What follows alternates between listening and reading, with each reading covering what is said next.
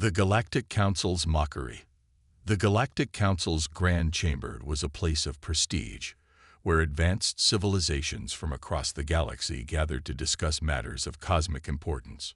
Among these elite species, humanity was a newcomer, still viewed as a primitive race by many.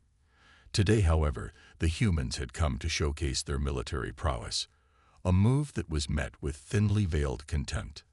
Admiral Andrew Jones, representing Earth, stood resolutely before the council, holding an old metal firearm. It was an antique, a relic from centuries past when humans still fought wars on their home planet with gunpowder and lead. As Jones raised the weapon, murmurs of amusement spread through the room. "Is this a joke?" sneered Councillor Korvac, a scaled Iconian dignitary, his voice dripping with disdain. "You bring a toy to the Council of Advanced Species. Your backward technology is laughable." Jones ignored the jibes, maintaining his calm as he cocked the gun. With a sharp bang, the weapon discharged, the echo of the shot reverberating through the chamber. The mocking laughter of the council members died instantly, replaced by stunned silence. A wisp of smoke drifted from the barrel as Jones coolly lowered the firearm. "This toy, as you call it, has served humanity for centuries," Jones said, his voice steady. "We used weapons like these to end wars on Earth, to conquer our world, and to reach for the stars. They may appear primitive to you, but they are effective and deadly." Korvac's face twisted with disgust. "Your race's insistence on such outdated technology is suicidal. The Zorthian fleet alone would annihilate your planets in an instant with their antimatter cannons. What hope do you have with these relics?" Jones placed the gun down, meeting Korvac's gaze with unflinching resolve. "Humanity isn't asking for your protection, Counselor. We seek a place on this council as equals to prove our worth. These weapons are part of our history, and we won't turn our backs on them now." Korvac spat on the floor. "Then your race has no place here. Return to your mudbowl planet and play with your antiques, Terran. The Council will not come to the aid of any race foolish enough to cling to such outdated technology." Without another word, Jones turned and walked out of the chamber, his boots echoing on the marble floor. The other council members stared after him, some with pity, others with contempt. They had dismissed humanity, mocking their primitive ways, but Admiral Jones knew something they didn't. Humanity had a plan, and it was already in motion. Project Old Fire. Back on Earth, in a hidden base beneath the lunar surface, the best minds of humanity were hard at work. Engineers, chemists, and weapons designers gathered in secrecy, their task known to only a select few.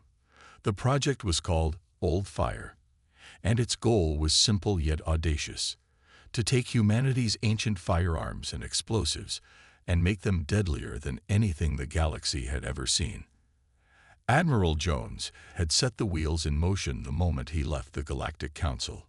He knew the arrogance of the council races would be their downfall.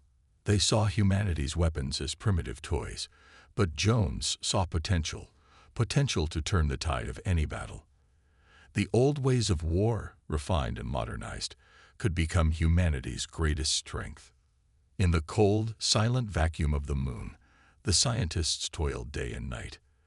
They disassembled rifles, pored over ancient blueprints, and experimented with new materials and technologies.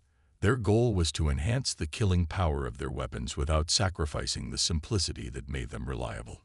And slowly, the prototypes began to take shape: sleek, silver rifles that could fire rounds at hypersonic speeds, high-yield explosives that could tear through even the toughest alien armor.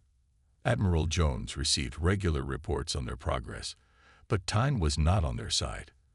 The Galactic Council had dismissed humanity, and the Earth Defense Fleet needed every advantage it could get. The moment of truth was fast approaching, and Jones knew that the survival of humanity in a hostile galaxy depended on the success of Project Old Fire. A desperate battle. Several months later, the alarm rang out across Earth's command center. A human colony, New Horizons, was under attack by an unknown alien force. Admiral Jones was in his office, reviewing the latest data from Project Old Fire, when the distress signal came through. He rushed to the command center, where a pale-faced communications officer relayed the grim news. "Admiral, the colony is being overrun. The aliens, they're wiping us out." Jones's face hardened as he watched the live feed from New Horizons. Energy blasts rained down on the colony, tearing through buildings and civilians alike. It was a slaughter, and the Earth Defense Fleet was the only hope the colonists had left. "Get me a line to the Galactic Council," Jones ordered. "We need their help." But when Counselor Korvik's face appeared on the screen, it was clear that help would not be coming. "Admiral Jones," Korvik sneered, "I see your primitive colony is under attack. Perhaps now you regret clinging to your outdated weapons."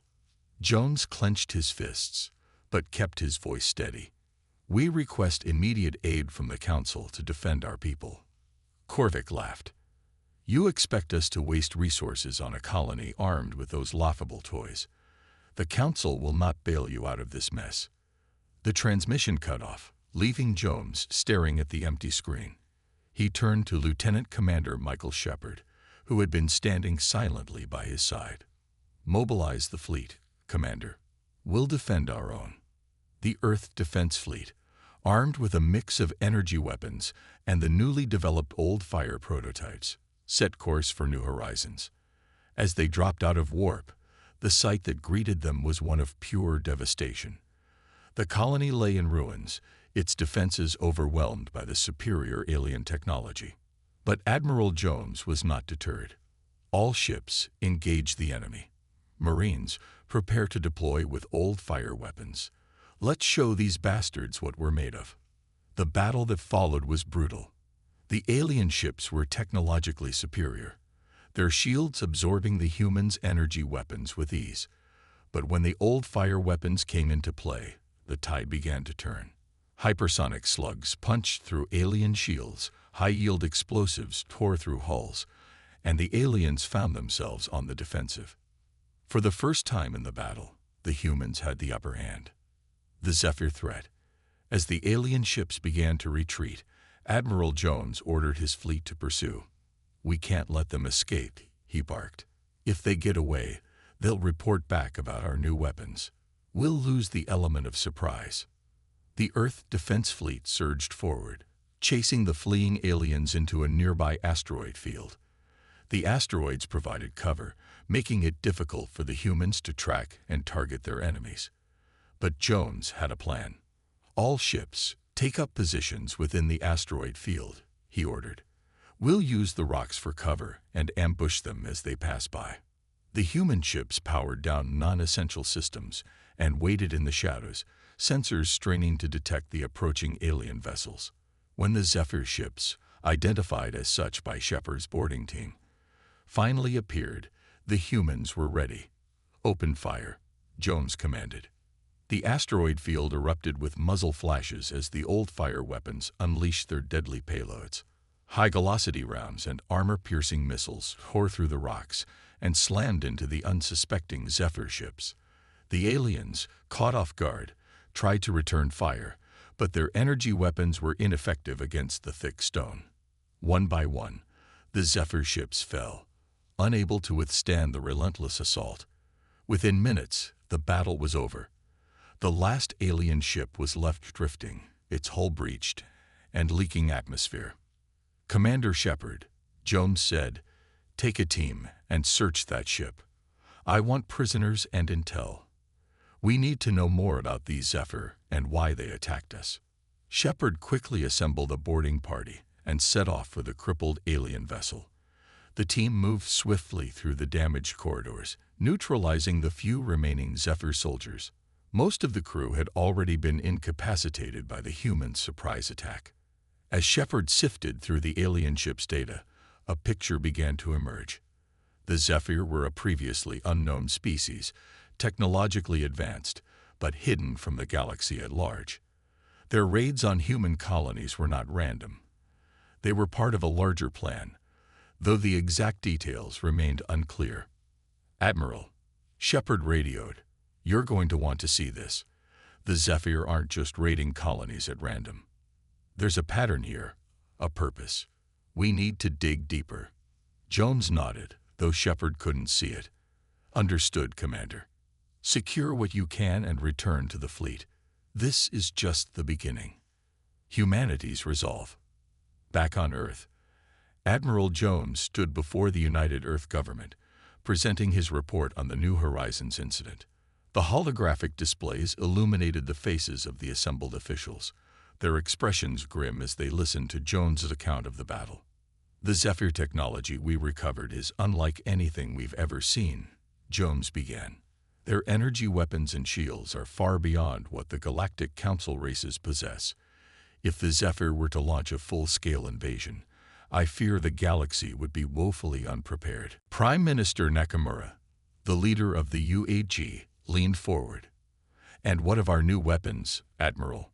The Council dismissed them, but you've proven their effectiveness. Can they truly turn the tide? Jones nodded. They can, Prime Minister. The old fire weapons are our best chance at leveling the playing field. We've taken the strength of our past and combined it with modern technology. The Zephyr didn't expect it, and neither will the Council. A murmur spread through the room as the officials exchanged glances. Finally, Defense Minister Hargrove spoke up. Admiral Jones, you've done more than just defend our colony. You've shown the galaxy that humanity won't be pushed around. We'll allocate the necessary resources to expand Project Hold Fire and prepare for whatever comes next. Jones felt a swell of pride, but kept his emotions in check. Thank you, Minister. We'll need every advantage we can get. The Zephyr threat is real, and we must be ready. As the meeting concluded, Jones returned to his office, the weight of responsibility heavy on his shoulders. The victory at New Horizons had been hard-won, but it was just the beginning. The Zephyr were out there, plotting and preparing for their next move. And when they came, humanity would be ready. Jones looked out at the stars, a sense of determination filling him. The Galactic Council had mocked humanity for clinging to their old ways, but those old ways had saved them. And as long as humanity had the will to fight, they would continue to survive. The gathering storm. Weeks passed, and the Earth Defense Fleet continued to build and improve its old fire arsenal. Reports of Zephyr activity began to trickle in from across the galaxy. Small skirmishes, reconnaissance missions, and mysterious disappearances. It was clear the Zephyr were testing the waters, probing for weaknesses. Admiral Jones knew it was only a matter of time before they launched a full-scale assault. The question was, would humanity be ready? Jones convened a war council with his top commanders and scientists from Project Hold Fire. The mood was tense as they reviewed the latest intelligence. The Zephyr were massing forces in a remote sector, far from the prying eyes of the Galactic Council. Satellite reconnaissance shows significant fleet buildup, said Dr. Elena Ramirez, the lead scientist on Project Hold Fire. They're preparing for something big, Admiral. We need to strike first, or they'll bring the fight to us. Jones nodded, his expression grim. Agreed. We've had enough time to prepare, but we can't afford to wait any longer. We'll launch a preemptive strike on their staging ground and cripple their fleet before it has a chance to mobilize. The commanders exchanged glances, each knowing the risks involved. A preemptive strike could provoke a full-scale war with the Zephyr, but it was a risk they had to take. The alternative was to wait and hope the Zephyr didn't catch them off guard, a gamble that could cost millions of lives. Prepare the fleet, Jones ordered.